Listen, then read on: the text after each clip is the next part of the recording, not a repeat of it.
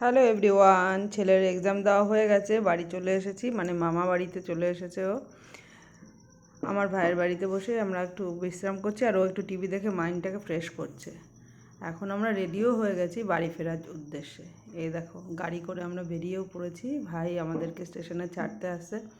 Next যেদিন পরীক্ষা হবে সেই তার আগের দিনকে আবার আসবো কল্যাণীতে, আর ওখান থেকেই পরীক্ষাটা দেওয়াচ্ছি। তার কারণ বাড়ি থেকে যাতায়াত করতে কল্যাণীতে অনেকটাই জার্নি হয়ে যাবে দিনের দিন আসলে, সেজন্য আমরা আগের দিন চলে আসছি, আর পরীক্ষা দিয়ে আবার সেদিনই বাড়ি ফিরে যাব। যেহেতু ভাইয়ের বাড়ি কাছে আছে সেটার জন্যই আমাদের সম্ভব হচ্ছে এটা, তা নাহলে তো আর সম্ভব হতো না। আর মেয়ের আজকে ছুটি আছে, তাই মেয়েও এসেছে। ও ডিউটি করেই, নাইট ডিউটি ছিল, নাইট ডিউটি করেই মামা বাড়িতে চলে এসেছে। তারপরে আমরা একসাথে ফিরছি, আর ওর বাবা সকালবেলায় চলে গেছে। এ দেখো, আমরা স্টেশনে দাঁড়িয়ে আছি, ট্রেনটা এখনই ঢুকবে। ট্রেনে উঠে পড়েছি। তাহলে এখনকার মতো ব্লগটা এখানেই শেষ করছি। নেক্সট ভিডিওতে আবার তোমাদের সাথে অনেক কথা হবে। টাটা সবাইকে।